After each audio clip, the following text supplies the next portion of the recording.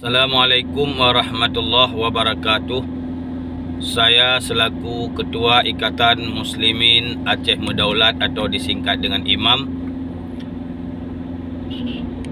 sangat kecewa terhadap sikap salah seorang ketua dari salah satu partai nasional yang ada di Aceh yang meminta agar pemerintah pusat mengembalikan bank konvensional di Aceh.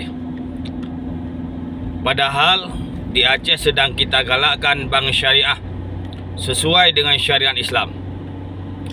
Jikapun ada bank syariah yang belum sesuai, ini kita harapkan untuk segera disesuaikan dengan syariat Islam. Bukan mendatangkan atau mengembalikan bank konvensional di Aceh. Aceh daerah yang telah sah berlaku syariat Islam kafah. Telah ada undang-undang Negara Republik Indonesia untuk berlaku syariat Islam di Aceh.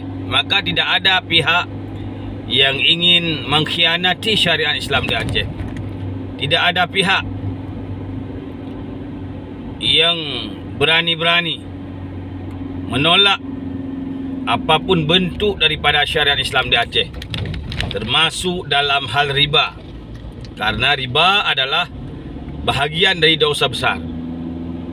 Bunga bank menurut ulama adalah itu bahagian dari riba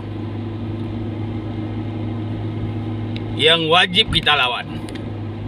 Maka kami atas nama umat Islam di Aceh, pecinta syariat Islam, menolak kembalinya bank konvensional di Aceh atau bank riba, dan juga mengajak masyarakat Aceh untuk ramai-ramai menolak bank-bank riba di Aceh.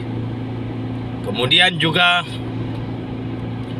mengajak umat Islam di Aceh untuk sama-sama melawan siapapun, apapun kelompoknya, apapun partainya yang coba-coba mengganggu pemberlakuan syariat Islam di Aceh, termasuk dalam rangka masyarakat Aceh melawan riba. Karena riba akan mendatangkan azab Allah, akan mendatangkan marah Allah. Maka oleh karena demikian, siapapun, apapun kelompoknya, apapun partainya yang coba-coba mengganggu pemberlakuan syariat Islam di Aceh, termasuk dalam rangka masyarakat Aceh melawan riba. Karena riba akan mendatangkan azab Allah, akan mendatangkan marah Allah. Maka oleh karena demikian, kepada salah satu ketua partai atau pengurus partai yang telah memohon agar bank riba dikembalikan ke Aceh untuk segera bertaubat, meminta maaf kepada umat Islam dan meminta ampun kepada Allah.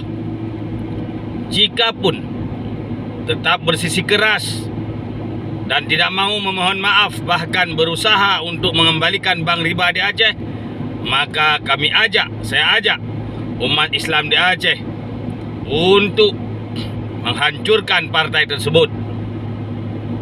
Dan jangan pernah mengirim wakil-wakilnya lewat partai tersebut. Dan juga jangan pernah menolong partai tersebut. Jadi jika ada partai yang mencoba mengembalikan riba ke Aceh dan apapun juga syariat Islam ingin diganggu di Aceh, maka sama dengan mereka telah mencari cara untuk membunuh diri atau telah membunuh diri mereka sendiri, telah menghancurkan mereka sendiri.